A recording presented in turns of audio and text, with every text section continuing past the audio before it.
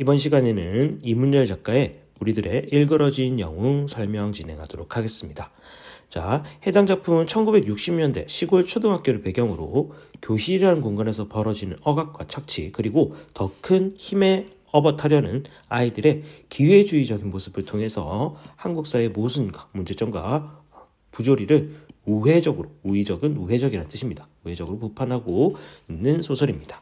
자, 전체 줄거리는 각자 한번 읽어보시도록 하고 핵심 정리에서는 세 가지 살펴보도록 하겠습니다. 먼저 배경은 1960년대 군사 독재기를 배경으로 하고 있고, 공간은 시골 국민학교, 지금으로 치면 초등학교에 해당하는 공간입니다.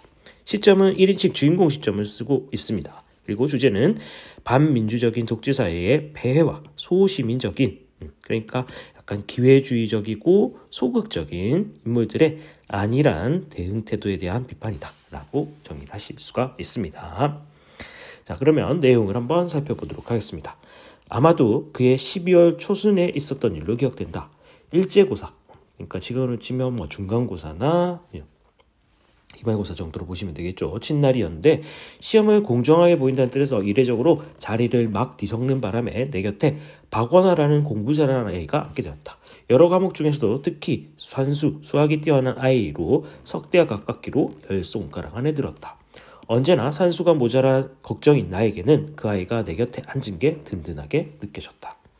그런데 둘째 시간 산수 시험이 시작되어 나는 우연히 박원아가 이상한 짓을 하는 게 보였다. 응용 문제 하나가 막힌 내가 꼭 컨닝을 하겠다는 뜻에서가 아니라 그 애는 답을 어떻게 썼나 안 썼나 궁금해 힐끗 훔쳐보니 이미 답안지를 다 채운 그 애가 이름을 지우개로 지우고 있었다. 나는 문득 수상쩍은 느낌이 들었다. 답이야 지웠다 새로 쓰는 수도 있지만 자기 이름을 잘못 써서 지우는 수는 없었기 때문이다. 그 바람에 나는 시간이 얼마 안 남았다는 것도 있고 박원아가 하는 짓을 유심히 살펴보았다. 그는 힐끔힐끔 시험 감독에 나온 딴반 담임을 훔쳐보며 만큼 지운 곳에 이름을 다시 써넣었는데 놀랍게도 그 이름은 엄석대의 것이었다. 이름을 써놓고야 겨우 여유를 찾은 그 애가 사방을 슬금없이 돌아보더니 나와 눈을 마주치자 찔끔하였다. 그러나 그 눈꼬리에는 곧 웃음기가 비치는 게 나를 경계하거나 두려워하는 게 아니었던 것 같다. 그래서 자, 같은 편이라고 생각을 하고 있는 거네요. 너 아까 뭐 했니? 쉬는 시간이 되자마자 나는 박원아에게 가만히 물었다. 원아는 비실비실 웃으면서 대답했다. 이번에는 산수, 내 차례였어. 산수가 내 차례니? 그럼 다른 과목도 누가 그러는 거야? 나는 놀랍고도 어이가 없어 그렇게 물었다. 박원아가 잠깐 사방을 둘러보더니, 자, 그러면 넘어가기 전에 자, 우리들의 일그러진 영웅, 이 소설은 상징적인 소재들이 많이 사용되고 있는데 이 소재들을 같이 한번 살펴보고 넘어가도록 하겠습니다. 먼저 이 교실이라는 공간은 살구 전후 시대를 보여주는 우회적 공간으로서 군사 독재가 이루어지고 있는 우리 사회를 축소해서 보여주고 있는 공간이다 라고 이해를 하시면 되겠습니다. 자, 엄석대라는 이제 인물은 교활하고 치밀한 독재자를 상징하는 인물이고, 옛 담임은 그것을 알면서도 모른 척하고 있는 방관자적 인물입니다.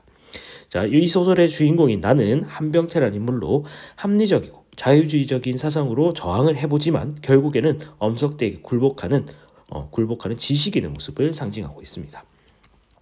새 담임 선생님은 현실을 개혁하는 인물이지만 근본적 개혁을 하지 못한 채 폭력에 의해서 불안정한 개혁을 이루어내는 인물로 그려지고 있습니다. 반아이들은 현실에 순응하는 소시민적 인물로 정의를 하시면 될 것 같습니다. 자, 다음 장을 한번 살펴보도록 하겠습니다. 자, 목소리를 낮춰 말했다. 몰랐어. 지난 국어시험은 아마도 황영수가 했을걸. 그럼 너희들은 엄석대 점수를 받는 거지 뭐. 너는 미술 대신 그려주니까 눈치를 봐서 2장 그려내지면 되지만 시험은 그게 안 되잖아. 석대하고 점수를 바꾸는 수밖에. 그제서야 내가 엄석대가 그토록 놀라운 평균 점수를 얻어내는 비결을 알아차렸다. 내가 별 생각 없이 그려준 그림도 사실은 석대의 전과목 수를 돕고 있었다는 것도. 전과목 시험마다 그래. 나는 놀란 가슴을 진정시키며 다시 물었다. 박원아는 공범자끼리 은근한 말투로 내가 묻는 대로 숨김없이 대답해 주었다.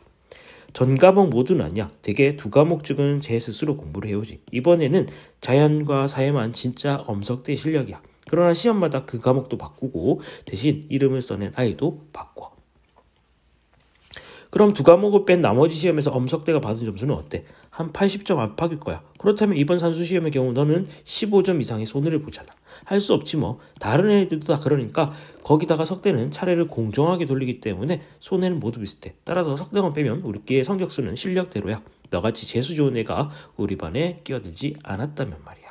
그래서 이 부정적인 권력을 순응하면서 합리화시키고 있는 소시민적인 인물이라고 볼 수가 있겠습니다.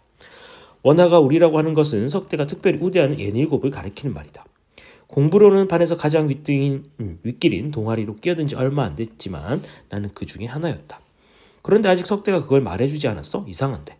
그 엄청난 비밀을 준 충격으로 멍해 있는 나를 보다가 원하가 갑자기 걱정스러운 얼굴이 떴다.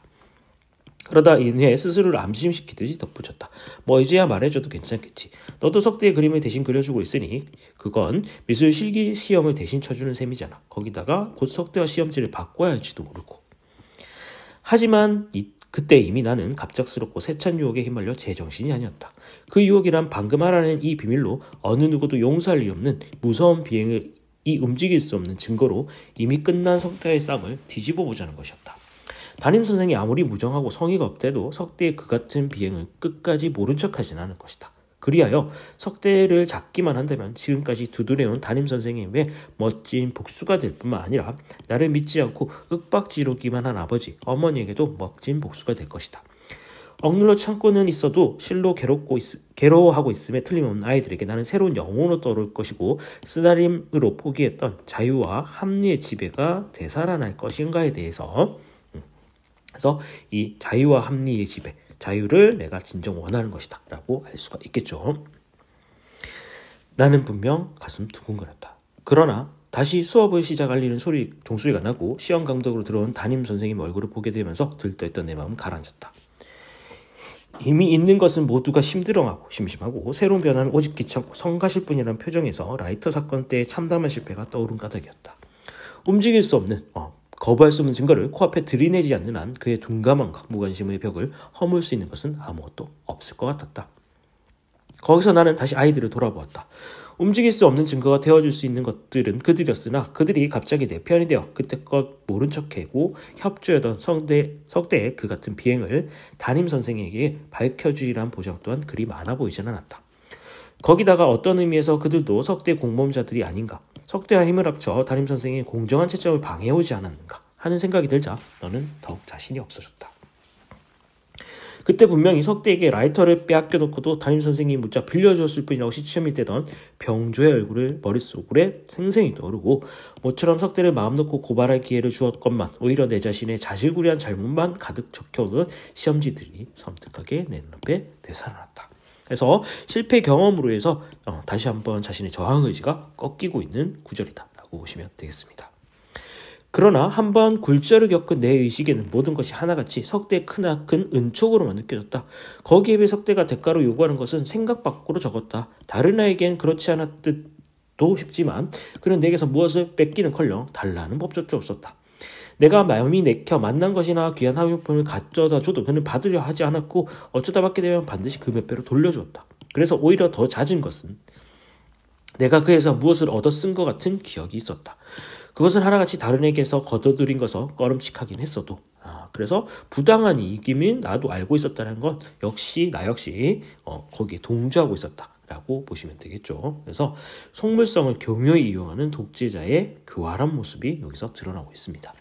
또 석대가 내게 무슨 의미를 지우거나 무엇을 강제하지는 않았다. 그가 내게 바라는 것은 오직 내가 그의 질서에 순응하는 것, 그리하여 그가 구축해둔 왕국을 허물려 들지 않는 것뿐이었다. 실은 그거야말로 굴종이고 그의 질서와 왕국이 정의롭지 못하던 전제와 결합되면서 그 굴종은 내가 치른 대가 중에 가장 값비싼 대가가 될 수 있었으나 이미 자유와 합리의 기억을 포기한 내게는 조금도 그렇게 느껴지지 않았다. 그래서 완전히 석대에게 복종하고 굴종하고 마는 모습이다 라고 보시면 될 것 같습니다. 자, 지금까지 이문열 작가의 우리들의 일그러진 영웅 설명이었습니다.